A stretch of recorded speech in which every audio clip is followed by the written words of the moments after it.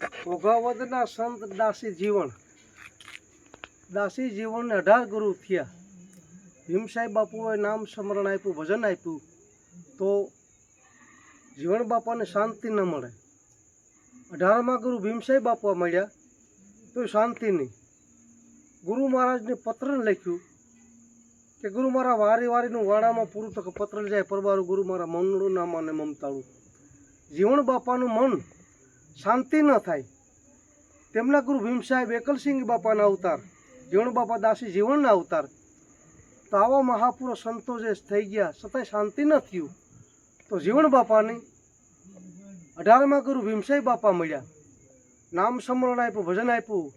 વાટ માર્ગુની સાધુ નીકળ્યા. એ ઘોઘાવદરના જાપા ઉપર વિશ્રામ લીધો, રામસાગર લઈને ભજન કર્યા. જીવણ બાપાને જે નામ સ્મરણ આપ્યું, ભજન આપ્યું તે સાધુ બોલ્યા. એ બધી વાણીમાં જે નામ સ્મરણ વિશે વાતાવરણ આવી તો જીવણ બાપાનું મન ના માને.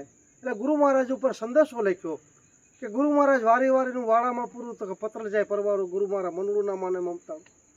ભીમસાહેબ બાપાની સંદેશો ગયો એટલે જીવણ બાપાની મનની અંદર એવું થયું ભીમસાહેબની કાની મેં એટલું આપ્યું, એટલી પ્રાપ્તિ સદગુરુના ઘરની વાત આપી, નામ સ્મરણ આપ્યું, ભજન આપ્યું, છતાંય શાંતિ નથી.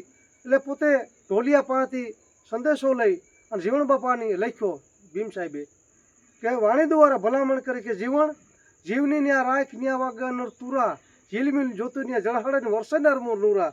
જીવણ 5 તત્વ 3 ગુણ પછી લે વિચારી મથન કર લેના મૂળના તત્વો લે તારી. જીવની ન્યા રાખીએ 5 તત્વ જળ પવન પૃથ્વી આકાશ ને વાયુ, 3 ગુણ રજોગુણ તમોગુણ સતોગુણ, 3 ગુણના 3 ભગવાન બ્રહ્મા વિષ્ણુ ને મહેશ. એ દેહનો બધો ઠાઠ બટાવ્યો છતાંય માયનાની જીવણ સાહેબ. જીવણ 5 તત્વ 3 ગુણ પછી લે વિચારી, પછી કહેતા પ્રકૃતિ, એક તત્વની 5 પ્રકૃતિ એવી પછી પ્રકૃતિ.